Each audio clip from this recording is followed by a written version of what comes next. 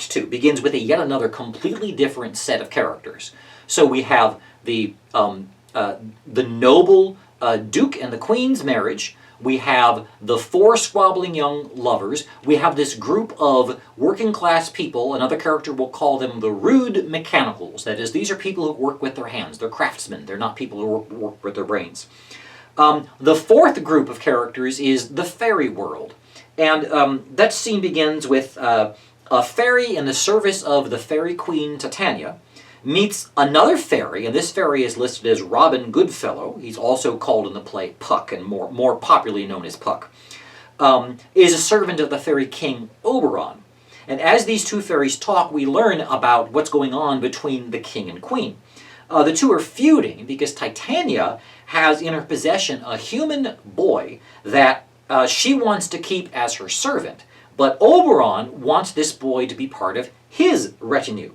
That's their quarrel. And in this, there's a tradition in drama where when you have upper-class characters who have a fight, you kind of open the scene by having servants gossip about what's going on. So that's what's happening here. We are learning about what's at stake from the noble characters, whereas the noble characters have no need to talk to each other about their backstory. We, the audience, learn as these fairies inform each other about what's going on. So this nameless fairy describes traditional actions of creating the dewdrops and living in the flowers and just basically being adorable. Every time I've seen this play performed, this fairy's been played by, a female, often a little girl with, sparkles and, there's nothing gendered about the role as it appears in the script, but this kind of a fairy that lives in harmony with nature, in our culture we would feminize that sort of character. Anyway, this sweet, adorable fairy in the service of the queen asks whether the other fairy is the prankster, the famous Puck. He's a household prankster famous for doing things like curdling milk and spoiling ale and scaring maidens, ruining their butter churning and so forth. And Robin, again, Puck is he's more popularly called, describes himself as, well, what he likes doing is amusing his master by taking on the form of a young female horse and neighing flirtatiously at a fat old mare. Or taking on the form of a crab in an old lady's bowl and jumping into her face, or pretending to be a stool and slipping out from underneath this old lady as she falls over and rolls in the dust. So this nameless sweet fairy is kind of horrified by that, but this little sweet fairy serves nature, and Puck plays pranks in the household, disrupting people's ordinary chores, their farming chores, their household chores. Okay, so this changeling boy that the king and queen are fighting over has no lines, and his presence is never specified on stage. But the director sometimes has a choice to represent this figure. Is it a baby in arms? Is it a toddler? It's really unreasonable to do a play with a toddler. I mean, Labyrinth, the movie, had, a little toddler. But you can't count on a toddler smiling or giggling on cue every night if you're doing a production for a month, or if it's successful and it goes on forever. Just having kids of a young age on stage is just impossible. So if you do put a changeling character on stage, if it's not an adult, it would be an older child, at least a school-age child. Well, then if you have a school-age child on stage, or a young adult, then the director starts figuring out, well, how is this child reacting? If the child is old enough to have opinions and facial reactions, does it look like the child is afraid of Oberon, or does the child want to leave the queen and go with the king and have fun with the king? It depends. So if you put the changeling on stage, you're inserting a character that could sway your balance. My wife is convinced that Queen Titania is in the wrong because she took a male child and is keeping King Oberon from having a male child in his retinue. As my wife sees it, the natural world is feminine, and the world of pranks, where Puck is interacting with tradespeople and household people, that's the job of the men to do. Hunting and stuff like that, as opposed to, bedewing flowers sweetly. It is pretty common these days to cast Titania's fairies as adorable little girls, and though in a script their gender is unspecified. Just keep that in mind. Okay, so at any rate, the fairies let the audience know that trouble is coming, and oh boy, does it come. But room fairy, here comes Oberon. And here my mistress, would that he were gone. And then here's one of Shakespeare's great entrance lines. Oberon says, enters, he and Titania face off. Ill met by moonlight, proud Titania. Well met is just a nice way of saying nice to meet you. So ill met is a burn. Ill met by moonlight is kind of even burnier. He's reminding us that we're not in the civilized world of the court of Athens anymore. We're in the forest where magic abounds, and we have basically armies of two fairies. We have the queen's retinue and the king's retinue. They're facing off. And what's going to happen? Well, a couple of years ago, I had the great fortune of being able to play Oberon in a production in La Trobe, and my daughter actually played Puck. So this is the big moment where Oberon and Titania meet each other. And Peggy Bryan, who is my Titania, and we decided that with input from the director, we played it as Oberon and Titania are in love with each other the whole time. They're very much into each other. This is a squabble that's really foreplay. They're not really seriously going to beat each other up. But Oberon and Titania are teasing each other. Oberon calls Titania proud, and really, he's not wrong. Titania fires back, saying he's not welcome in her bed. That's the first thing she says. She calls him jealous. So notice neither of them are talking about the changeling at this point. They're talking about each other. They're pretty obsessed with each other. And they're pretty evenly matched, even though at the moment Titania has the upper hand because she's got the child. So Titania taunts Oberon for having been off romancing in the human world, and she kind of says, you're only back in this forest now because your girlfriend Hippolyta is getting married. And Oberon fires right back, well, Titania, you're pretty much into Theseus too. And Titania shifts into this catalog of things that are happening in the natural world as a result of this feud. Now, in a movie, you could just show all these things happening.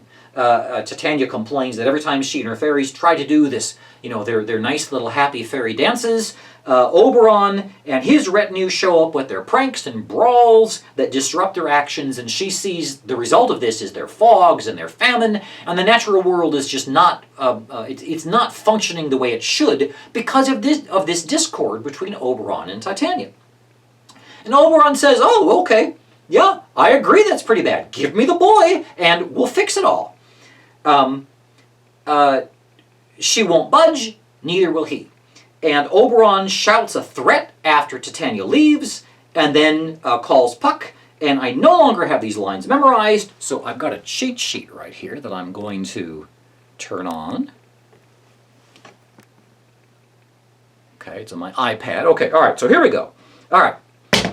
Okay, so Titania and Oberon have been facing off nose to nose, shouting at each other. Titania blows them off and exits, and here's Oberon calling after her, and then he will interact with Puck, okay? All right.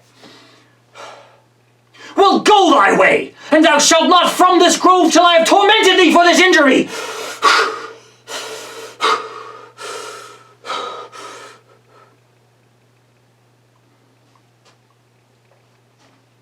My gentle Puck, come hither.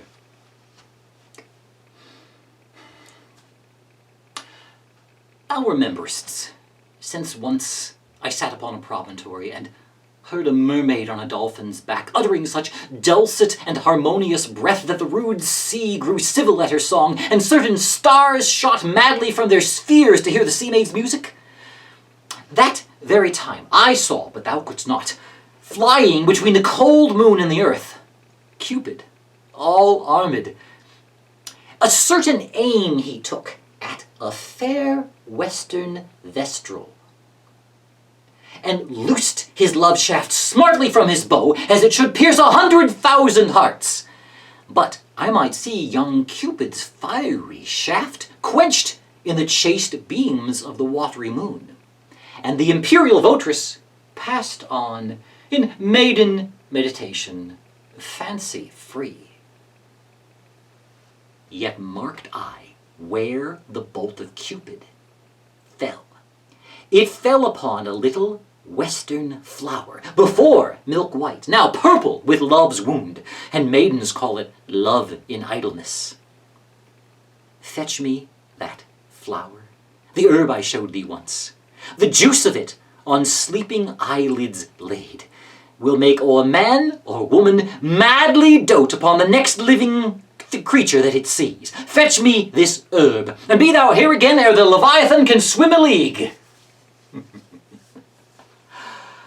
Having once this juice, I'll watch Titania when she is asleep, and drop the liquor of it in her eyes. The next thing that she then waking looks upon, be it on lion, bear, or bull, on meddling monkey, or on busy ape, she shall pursue it with the soul of love.